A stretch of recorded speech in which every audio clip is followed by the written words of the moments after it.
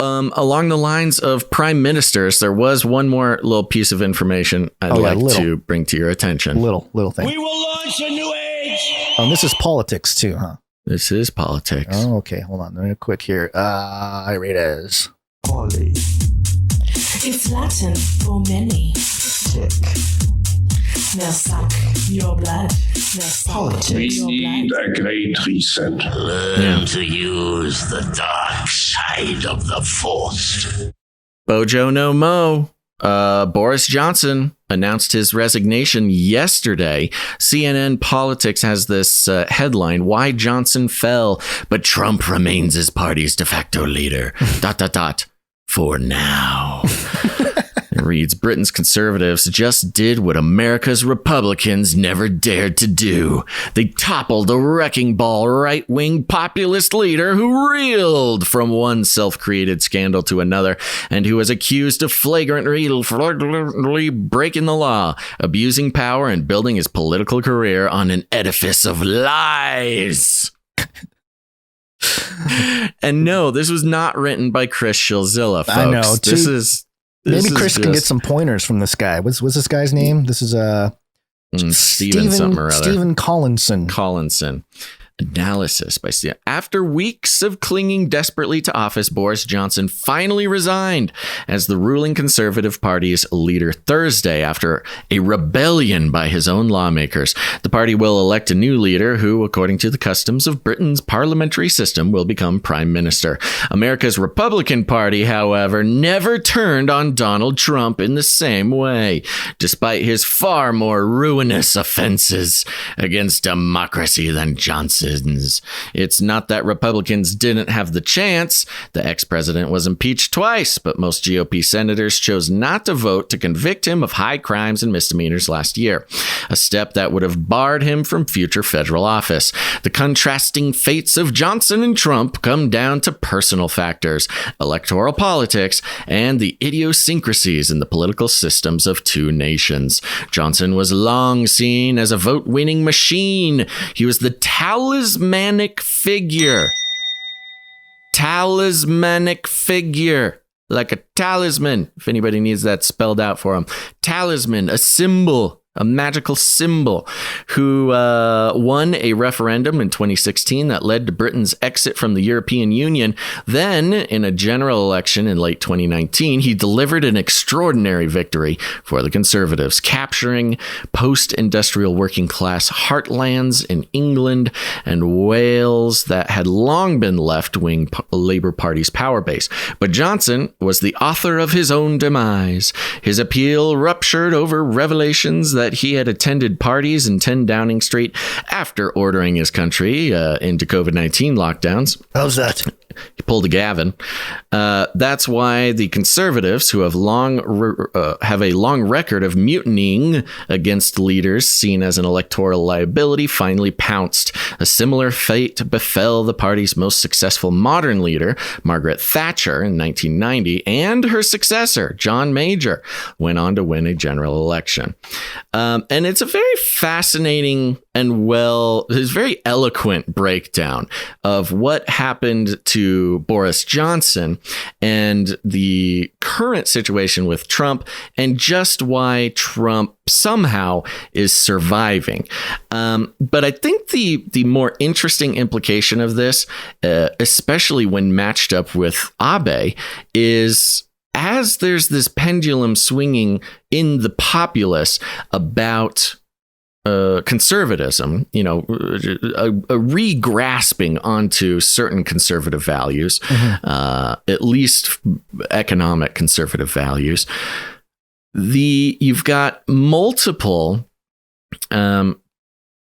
conservative world leaders falling for different reasons. You've got Abe taking a dive because of other strange things. Bullet. Homemade gun. Rock from that dude's backyard. Sure, whatever it is, but part of a secret organization that needed to be taken out. You've got Boris Johnson, who hilariously, it doesn't make sense that this is when they chose to take him out, because he's been a bumbling sort of buffoon for a long time, and everybody kind of knows it, similar to Trump. Whether you like Trump or not, you have to admit that he's sort of a bumbler. We can just say that. Sure. And the timing of Boris Johnson and Abe both getting taken out on the same day on 7-7 being sort of like a 7722 being 7 being a godly biblical number. Sure. 7 7 times 7. So I don't know, there's just something weird about that, but continue. Yeah. And they go into Trump, and I'm just going to jump to the Trump side of things here.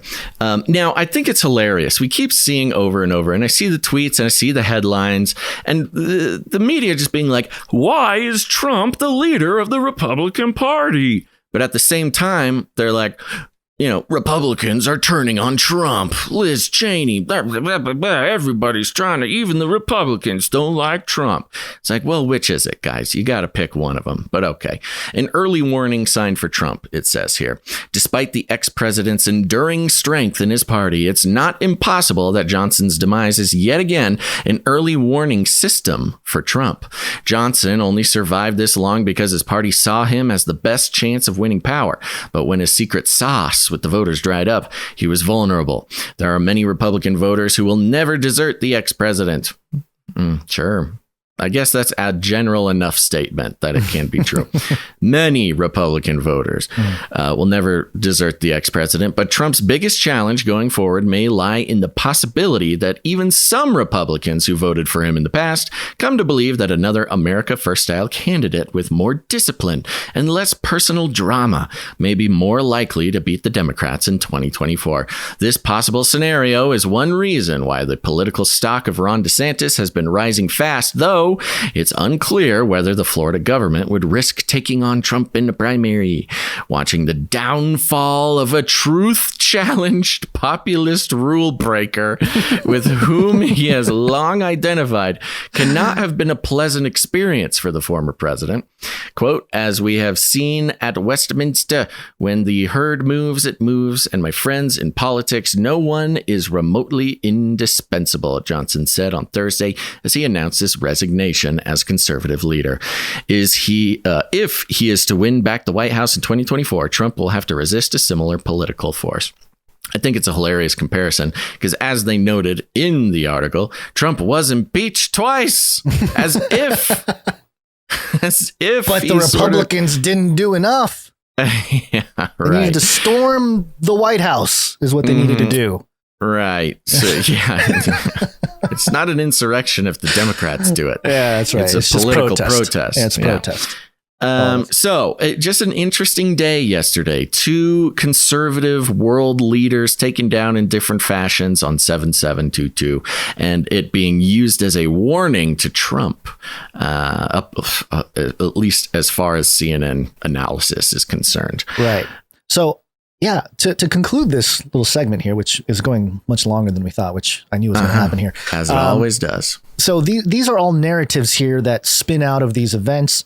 And I find it so fascinating that they're feeding what could be easily picked up. Like, I guess low-hanging fruit for like the QAnon far right sort of crowd, right? Yeah. Because I can picture, having Boris step down and then CNN immediately saying like, oh, it might be a warning for Trump, and then Abe gets shot and dies. That's 2 different day. Warnings. Yeah. And then it's like, oh, you're friends with Trump. He was friends with Trump. Your buddy Abe, we took him out. You played golf together. You better back off. And I'm wondering if it's, I